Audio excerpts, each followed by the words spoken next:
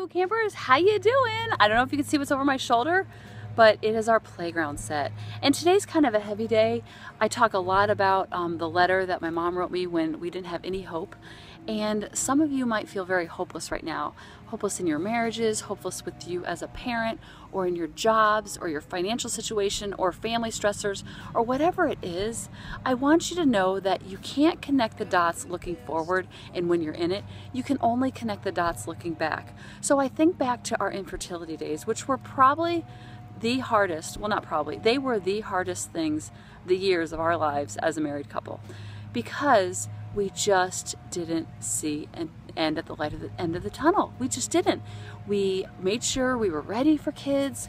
We bought a house that we were in a condo, and then we bought a house. It was a two-bedroom, two-story, four-bedroom, beautiful family neighborhood, and we were so ready.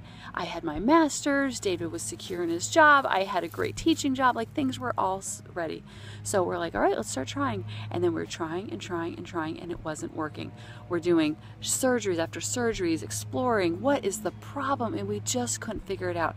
Miscarriage, then another miscarriage, and it was just like the scariest, most helpless, most hopeless time. But although it was hopeless, I always knew that it was going to happen. I didn't know how. I knew it would happen somehow. So I had a bright, cheery face, but I was also in this house that was a constant reminder, because the kids' bedrooms, empty bedrooms, were upstairs staring at us every single day, and there were 2 guest bedrooms. We didn't have that many guests come over. So the reason why I'm telling you all this is because we went through so much to have kids, and we cried ourselves to sleep, and we just leaned on each other, and we just didn't know what was going to happen. But now I look at a playground in our backyard, and I cannot believe it. It's like it happened to somebody else. It's like it happened to somebody else. That's David's giving me shots in my belly and my arm and my leg and my booty. I mean, come on. It's like it happened to somebody else, that our doctor was over in Margate and we were in Naples.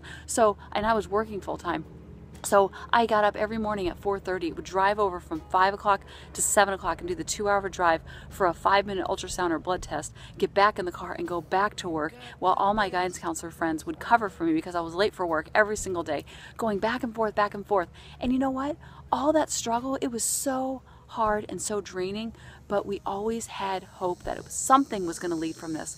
And now I look at Lily and Grady, and I cannot believe that there's a playground in our backyard. I really can't.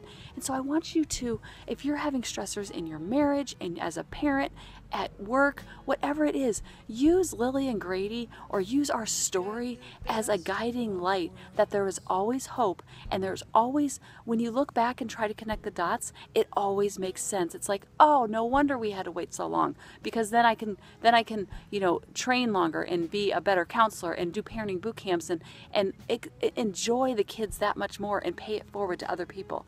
So when you think that you don't have hope, always have hope, and it will make sense later. I bet you can think of 100 different things that have happened in your life. I know I can. That while I was going through this storm, even if it lasted for a year, which we've had other storms, that was just the big 4-year one. We've had other storms, but when you look back, you're like, oh, that's why. And I feel like life is just going to be one big, oh, because now I'm helping other people who are going through infertility. Did I ever dream that was going to happen? No, but I could probably have my MD in what I know about infertility now. So the dots will connect later. So always have hope, and it will make sense later. And it's happening to you for a reason. For the lessons, we have to learn the lessons in whatever we're going through. I love you guys, and I hope this helped.